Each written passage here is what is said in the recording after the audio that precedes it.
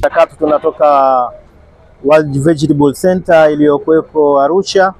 Ni kituo cha utafiti wa masuala ya mboga mboga ambao makao makuu yake yako Arusha, lakini mkutano wetu ulihusu mkutano wa ADI ambao ulikuwa unasimamiwa na World Vegetable Center wakishirikiana na Simiti World na Zanzibar pamoja na Tanzania. Kwa upande wa Tanzania walikuwa washiriki wa mradi huo ambayo fedha zake zilikuwa zinatolewa na USAID. Na katika mradi huo kulikuwa na masuala matatu, component tatu muhimu. Component ya kwanza ilikuwa iliwahusu wakulima katika miaka mitatu iliyopita, suala la wakulima kuweza kuzalisha mbegu za mboga mboga wao wenyewe. Waliweza kupata mafunzo hayo pamoja kushirikiana na taasisi tofauti. Component ya pili au suala la pili ilikuwa suala la kuongeza tathmini katika mazao ya wakulima, na suala la tatu ni suala la mbegu. Ndio masuala muhimu ambayo yalizungumzwa katika mkutano huo. Mkutano ulikuwa mzuri katika ufungaji, lakini sio ufungaji, ilikuwa vile vile kuangalia fursa ya uendelezaji.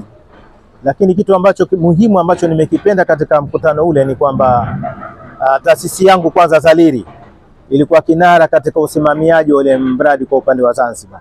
Tumeambiwa tumefanya vizuri, matumizi ya resource yalikuwa mazuri, pesa zimetumika vizuri, malengo yamefikiwa more than 100%. Ni swala ambalo la kujivunia.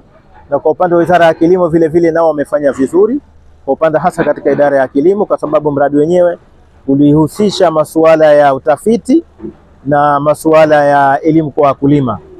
Yaani kwamba kwa upande wa Zanzibar kuna wilaya zilishiriki, wilaya ya Kati na Kusini, na vile vile na Pemba vile vile walishiriki.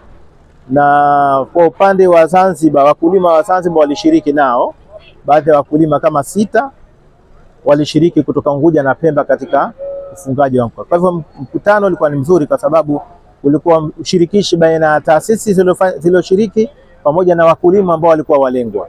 Mara nyingi katika mikutano kama hii inakuwa wakulima wanasahauliwa. Kitu ambacho nimekipenda kwamba waandaaji waliwaalika wakulima na waelezee mafanikio waliyopata katika miaka mitatu ya mradi ule, na vile vile na changamoto zilizokuwepo. Tunaomba Mwenyezi Mungu atujalie tena tuendelee katika phase 2 ambayo itahusisha maeneo ambayo Zanzibar hajafikiwa, na kwa upande wa bara maeneo ambayo hajafikiwa.